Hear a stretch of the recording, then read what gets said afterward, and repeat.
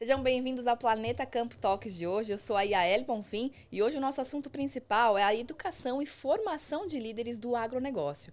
Para falar sobre esse assunto, eu tenho aqui comigo Roberto Faviscari. Ele também é doutor e mestre pela Faculdade de Economia, Administração e Contabilidade da USP. Além disso, foi pesquisador visitante em universidades dos Estados Unidos, é especialista em estratégias e mercados de empresas agroindustriais, sócio fundador da Marquestrat e atualmente está como CEO da Harvard Agribusiness School.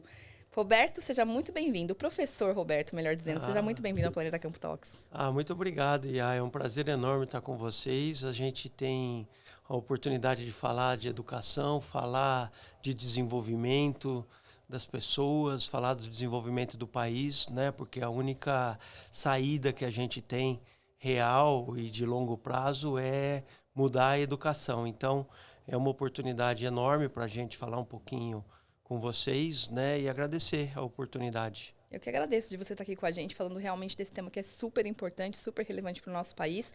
E eu queria que você começasse contando um pouquinho da sua trajetória. A gente deu aqui esse currículo, né, invejável, então eu queria que o senhor contasse um pouquinho para a gente como que o senhor chegou até aqui. Me conta um pouco dessa história. Não, primeiro, obrigado. Não precisa me chamar de senhor, senão eu fico pelo menos uns 20 anos mais velho. Tá e bom. Pelo currículo, né, que você leu aí, a gente já tem uma estrada muito grande. Eu sou de uma pequena cidade do interior de São Paulo, chamada Lins, né? Vim para São Paulo, capital, estudar,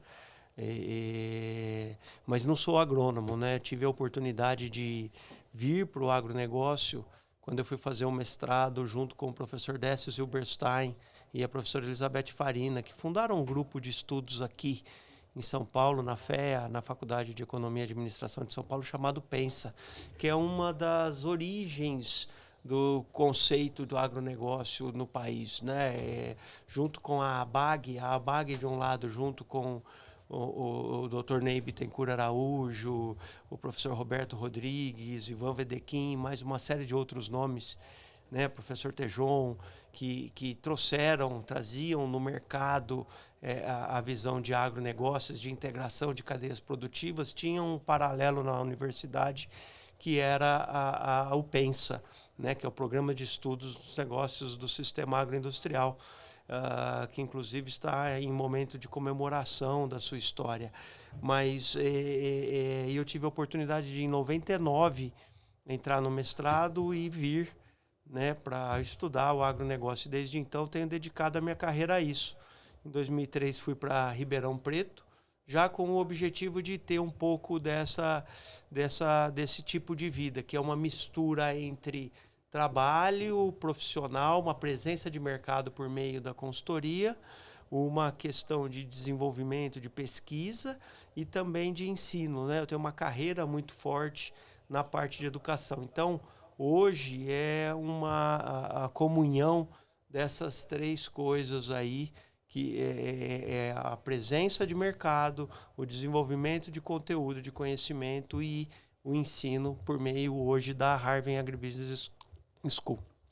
E essa questão do ensino, ela é fundamental, né, em todos os setores. Eu acho que no agronegócio, visto o tamanho da importância do agronegócio para a nossa economia, eu acho que ela ainda é mais sentida, digamos assim, porque a gente acaba tendo pouco material realmente especializado nesse setor disponível. Então, qual que é a importância, né, de a gente realmente fomentar essa educação e essa formação profissional no setor? Eu entendo e acredito piamente como um propósito de vida de que educação é a saída, né?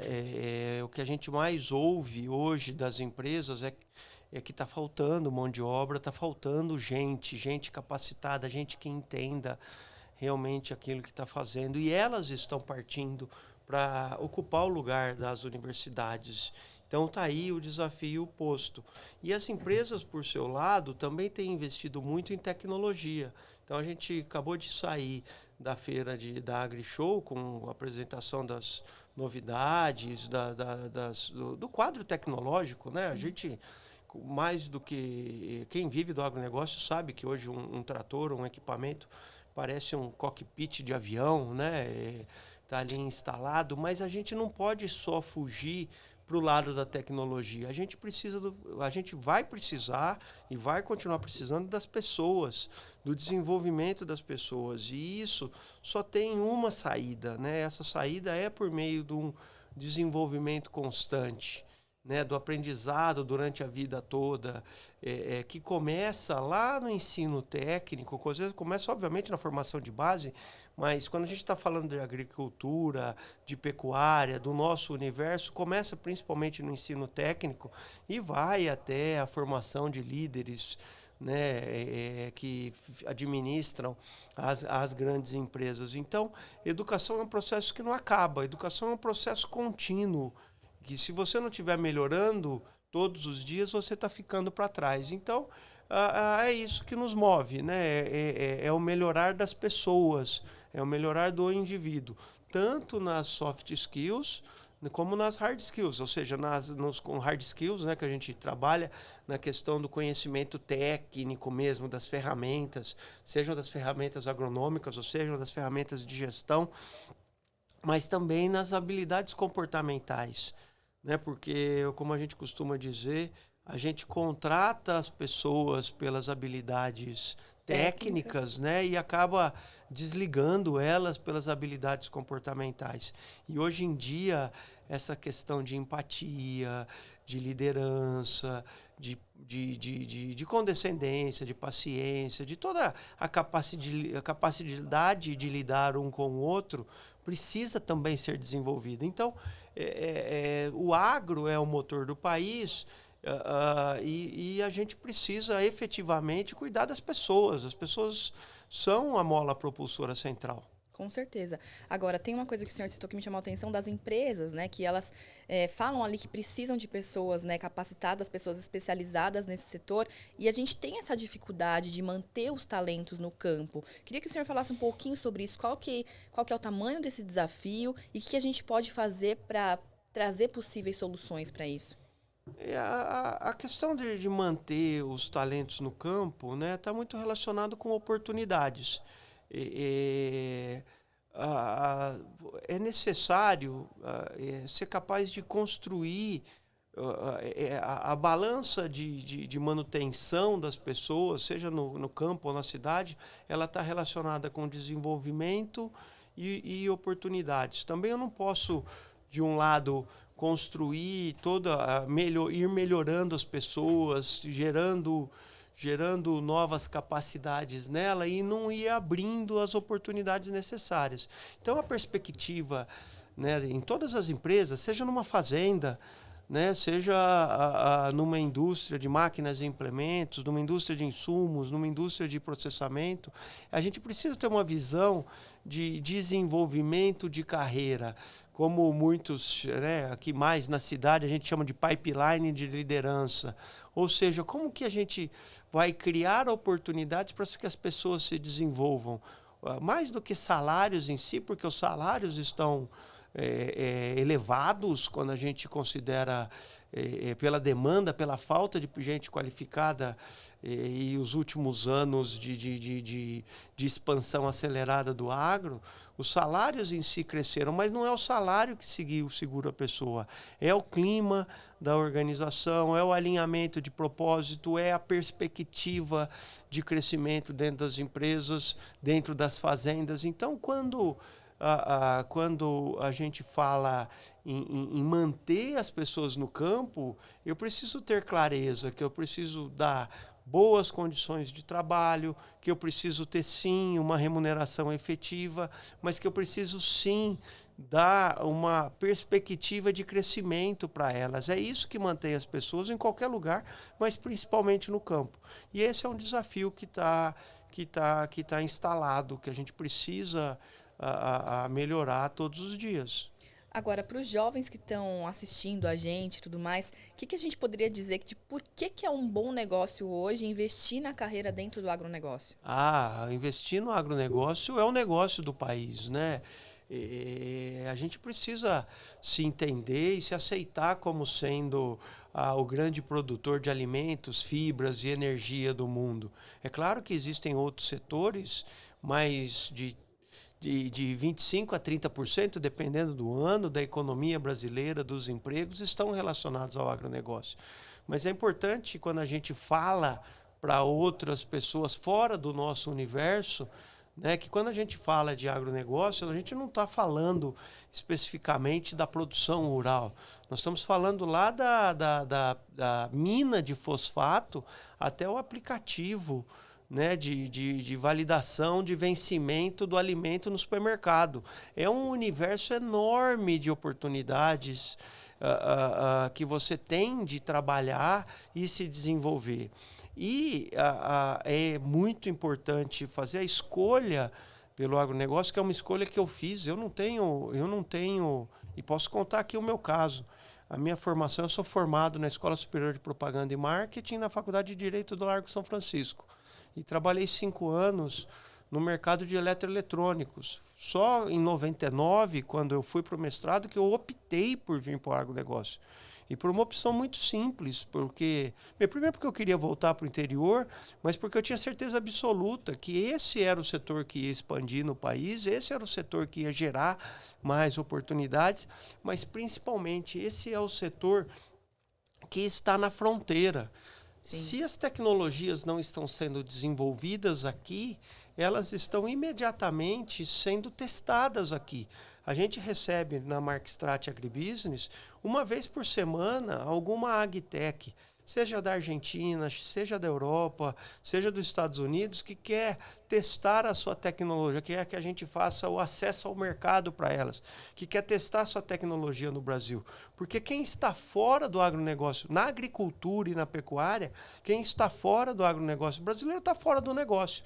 Então você está na fronteira. Trabalhar no agronegócio é trabalhar na fronteira da tecnologia, na fronteira do que está acontecendo, na fronteira do conhecimento. Então essa é a oportunidade, né, para quem é do agro e para quem não é do agro, como eu não era do agro. Eu fiz a escolha por vir.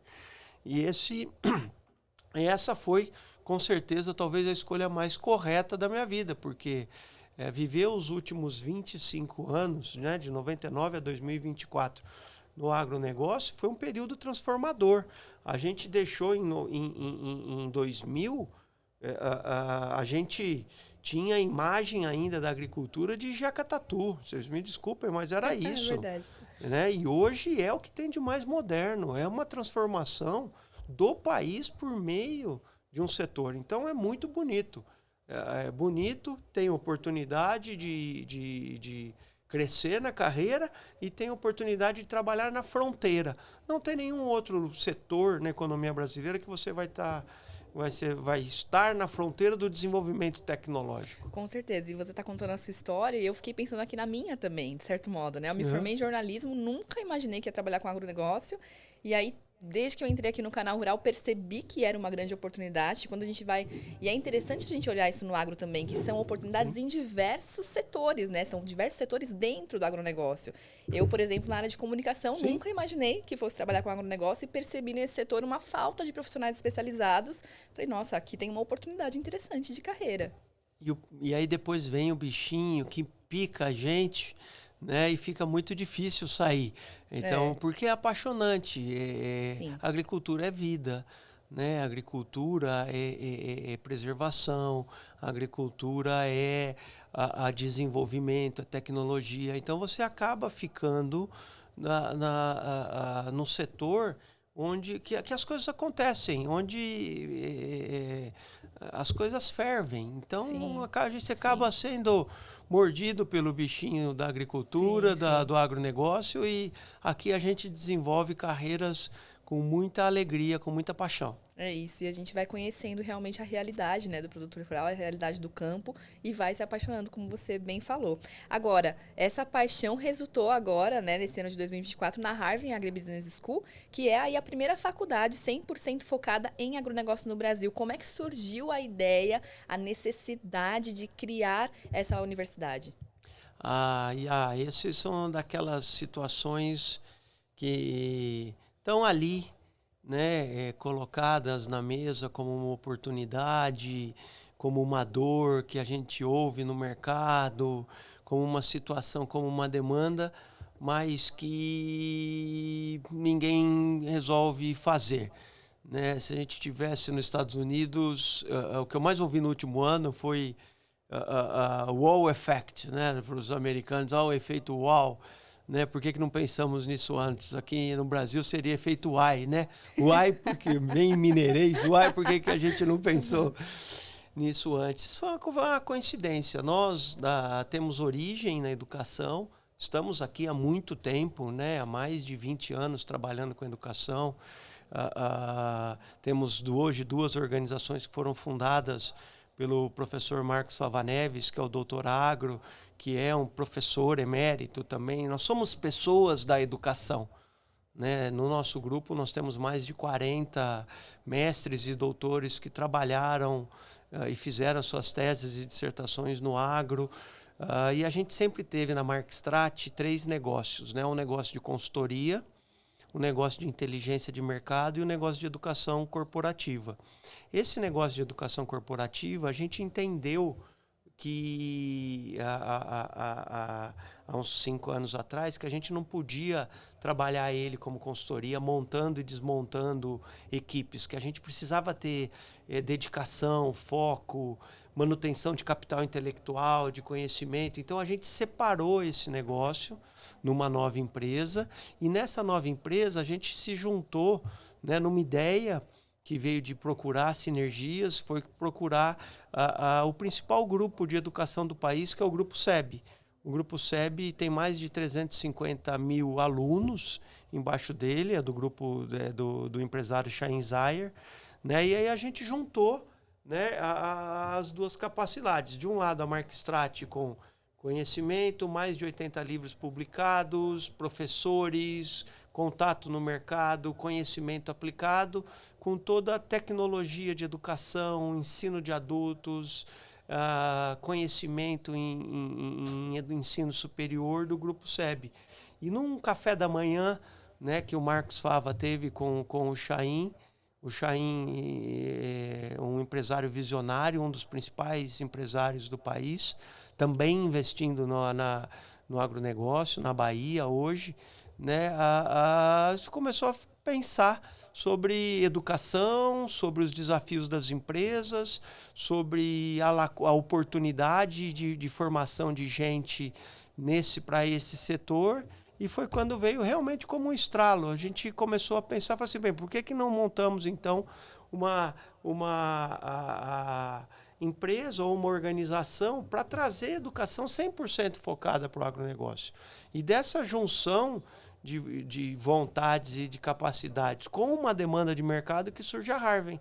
A Harvard é uma instituição de ensino superior, ela é uma faculdade, eu sou o diretor-geral, assino no MEC, então não é uma EdTech, não é uma AgTech, a Harvard é uma instituição de ensino superior que tem cursos de graduação, pós-graduação e educação corporativa, né, regulados pelo Ministério da Educação, né? Mas é uma faculdade voltada para o agronegócio. A gente tem um olhar sobre o agronegócio. Eu gosto de dizer que ao invés de discutir o balanço de uma indústria automobilística, nós vamos discutir o balanço das empresas do agronegócio.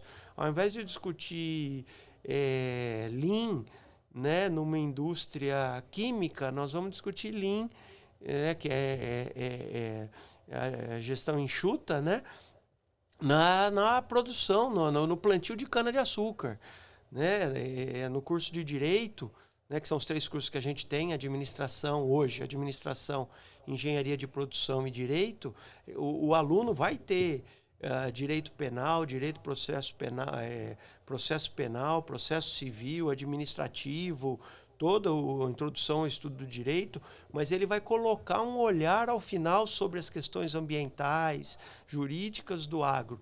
Os cursos são puros, mas a faculdade é do agro. Esse é o olhar. Então, e a gente tem tido a oportunidade de receber instituições de fora do país. Nós temos uma parceria com a Nuffield International. Essa semana estávamos recebendo um grupo da Purdue University. Daqui a um mês vamos receber o pessoal da Universidade de Buenos Aires, porque eles querem vir para o Brasil, né? E, por outro lado, recebendo as empresas. Então, acabei me estendendo um pouquinho, mas a ideia vem de uma necessidade mesmo. O que a gente ouvia dos mercados, né? Das empresas, das pessoas, era uma necessidade, as pessoas precisavam de um lugar para ter uma educação sólida e principalmente voltada para o mercado.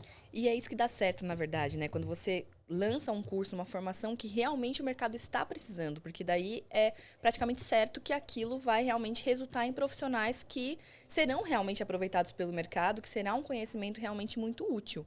E a gente foi abraçado pelo mercado.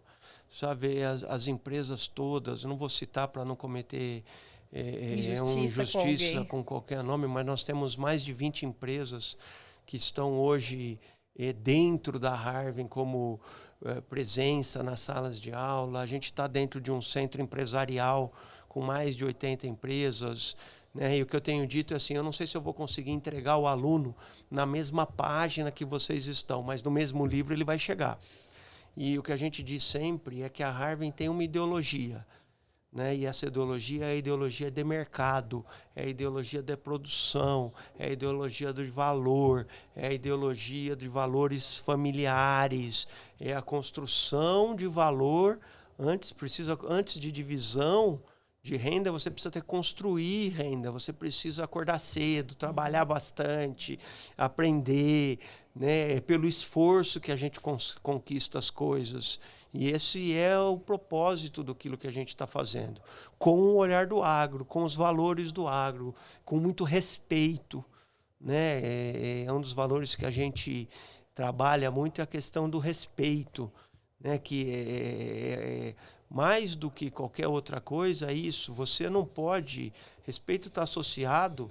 Né? Assim, não deixe que os outros... Não faça aos outros aquilo que você não quer que faça com você, mas não deixe que os outros façam a você aquilo que você não faz aos outros. Né? Você respeitar a diversidade, respeitar o presente, respeitar o passado, a história das famílias, né? Nós temos muitos sucessores que estão ali, e respeitar o futuro, né? Preservando e tendo equilíbrio. É muito interessante a gente realmente ver e conseguir mostrar isso para o mundo, que quem está aqui, na verdade, no fim, é resultado também dessa miscigenação que é o Brasil, que também é no agronegócio. Uma miscigenação que é o Brasil, um entendimento que o Brasil não... Ele não acaba no Rio Piracicaba, ele começa no nosso cerrado, né? De que todo o desenvolvimento está acontecendo no interior, né? E desses desbravadores que mudaram o perfil dessa região nos últimos anos, mas respeitando, como eu disse, o ambiente e respeitando a história. Queria contar, ontem nós estávamos tendo um programa de um clube de relacionamento de uma empresa de saúde animal, né, que tem um clube e levou seus 30 maiores produtores para dentro da Harvard.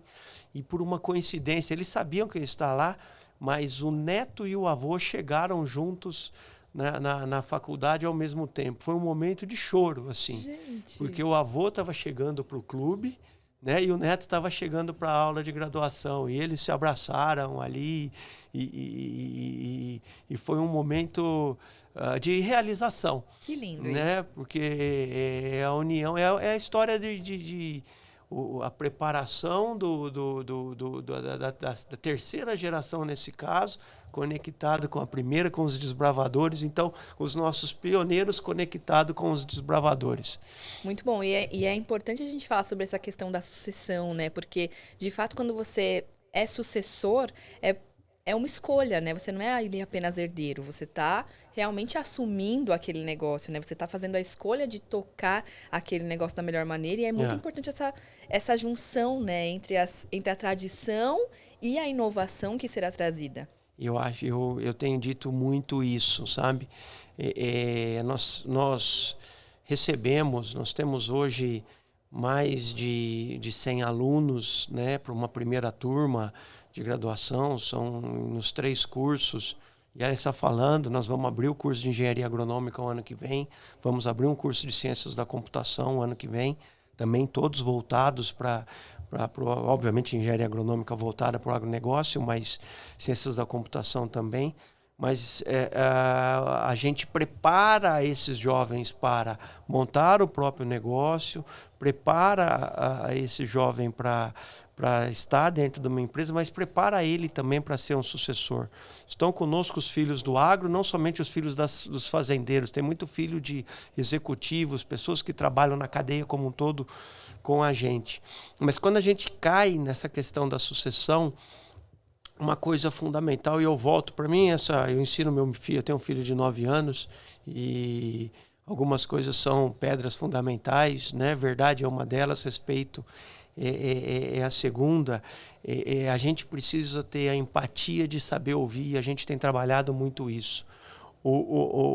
A primeira geração precisa ser capaz de ouvir e respeitar as novas ideias, daquilo que estão vindo, as novidades, sim, a inovação, e dar o espaço.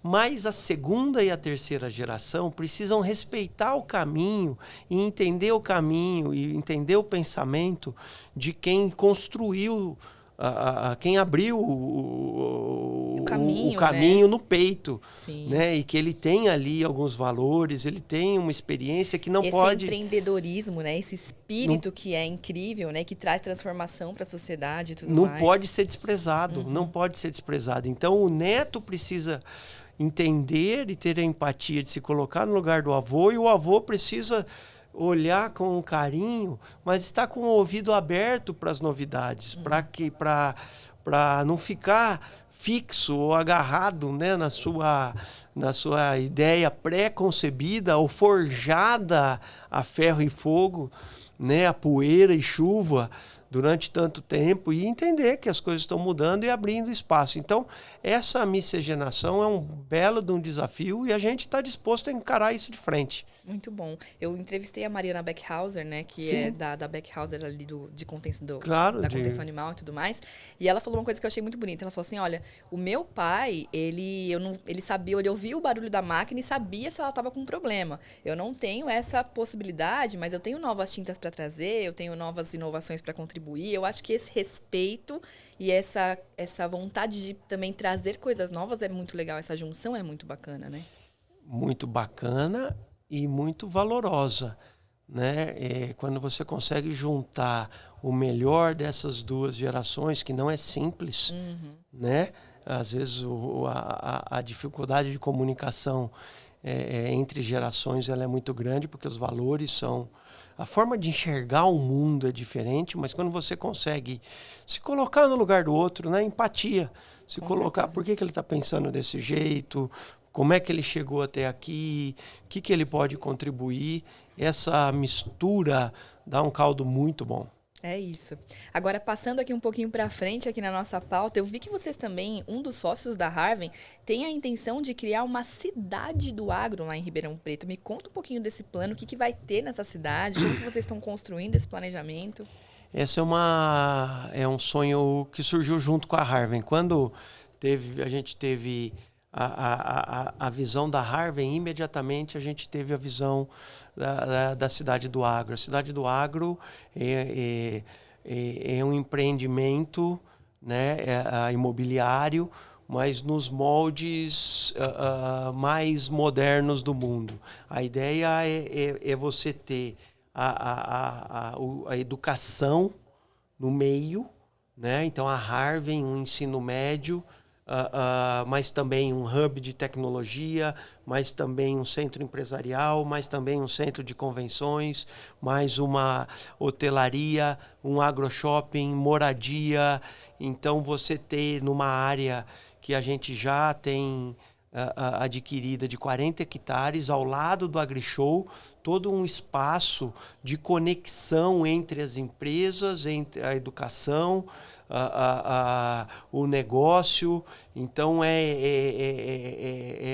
a integração total entre o presente com o futuro. É um plano bastante ousado e eu acho que vai ser muito, muito inovador realmente todo o conceito, né?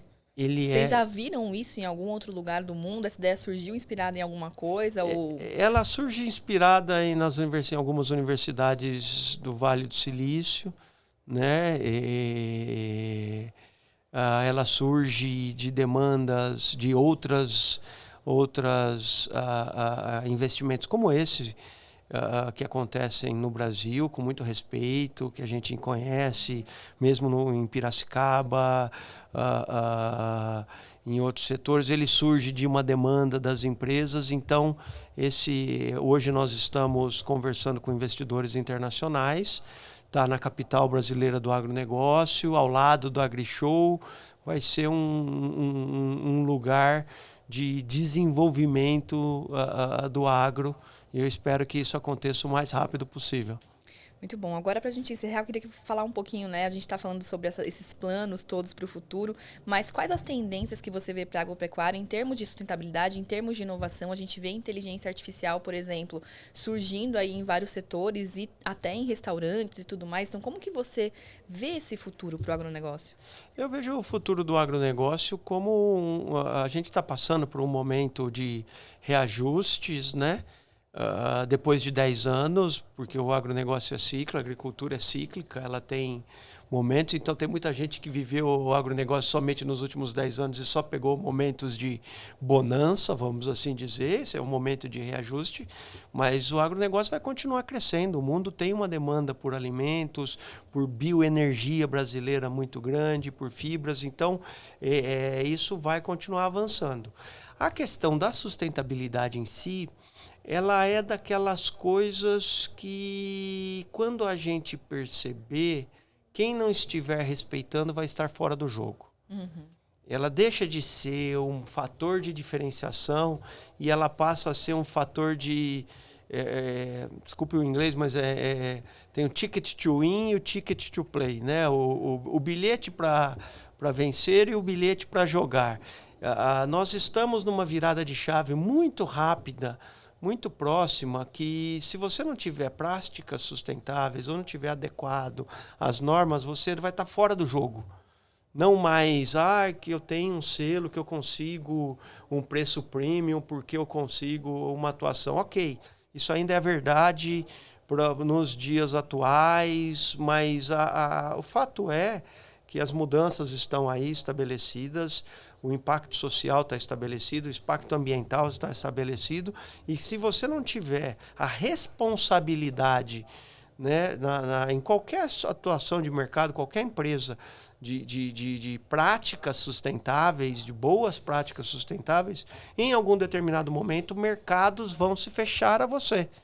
Então, não é mais uma ação pelo bem ou da boa vontade, é simplesmente porque vai ser uma regra do jogo. E essa virada de chave não está distante.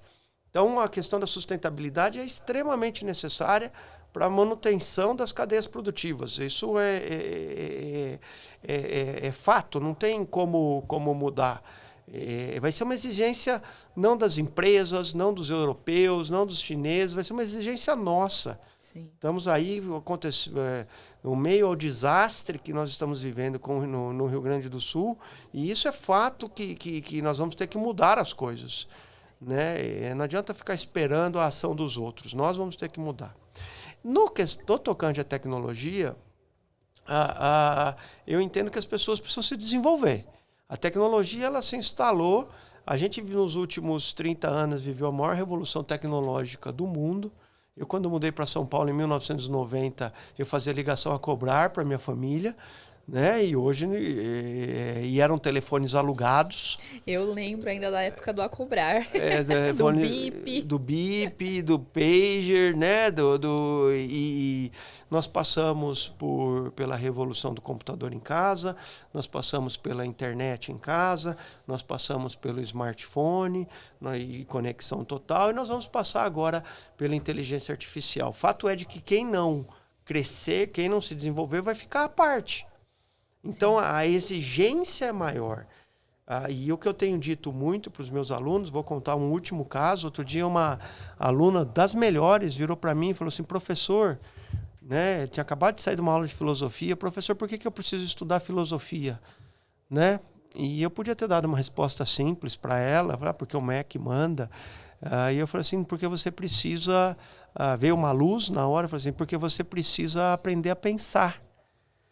Você precisa estudar filosofia, sociologia, porque você precisa melhorar como indivíduo, como pessoa.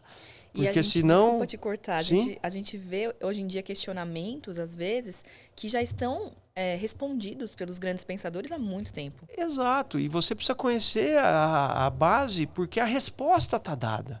O que as pessoas vão precisar? A resposta estava no Google, a resposta não está no professor mais. A resposta estava no Google, a resposta agora está na inteligência artificial. O que nós vamos precisar ser muito capazes de fazer são dois tipos de perguntas. Qual é a pergunta certa? E a outra pergunta é, essa resposta que eu estou recebendo é certa, é válida, é correta? Então, o poder de questionamento é central. E isso tem a ver com o poder de pensamento. O poder de questionamento está diretamente relacionado ao poder de questionamento. E esse é o caminho que as pessoas precisam avançar. Se elas não avançarem em se melhorarem, né, em pensar em melhorar como indivíduos, como capacidade analítica, como capacidade de questionamento, sim, elas vão continuar consumindo respostas prontas e muito provavelmente serão substituídas. Mas eu não acho que é esse o caminho que a gente tem pela frente. Com certeza, a gente precisa saber usar essa inovação da melhor maneira para realmente somar, né? Somar. Sem dúvida.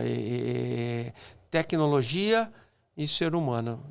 Nenhuma das duas coisas vai desaparecer. Assim como a gente falou que a gente precisava somar a experiência da primeira geração com a visão da terceira geração, a gente precisa somar a visão da tecnologia com a visão do indivíduo. Perfeito. Professor Roberto Favascari, muito obrigada pela sua participação aqui com a gente. Foi realmente um prazer, uma aula conversar com você aqui no Planeta Campo Talks. Não, imagina, o prazer é todo meu, é uma delícia estar com vocês. É muito bom conseguir chegar a esse Brasil, né, do interior, que com essa capilaridade toda que vocês têm, e conseguir falar um pouquinho, né, de educação, que é essa paixão, é esse propósito, é essa visão transformadora. Com certeza. Fala aqui para o pessoal onde o pessoal te encontra, como que você está aí nas redes sociais. A gente está presente nas redes sociais, no Instagram, no LinkedIn, mas principalmente entrem no site da Harvey, harveyschool.com, para conhecer um pouquinho mais do nosso trabalho, para conhecer um pouquinho mais desse propósito educacional, que é construir uma educação voltada para o trabalho, voltada para o crescimento, voltada para o desenvolvimento das pessoas, com foco no nosso agronegócio. Perfeito, fica aí o convite então. Muito obrigada pela sua companhia hoje aqui nesse bate-papo com o professor, doutor Roberto Favascari. A gente se vê novamente na tela do Canal Rural diariamente. A gente também está aqui no YouTube, Planeta Campo está em todas as redes sociais. A gente vai deixar aqui o nosso QR Code para você encontrar o Planeta Campo em todas as redes. E é isso, muito obrigada mais uma vez pela sua companhia. A gente se vê por aí na próxima. Tchau, tchau.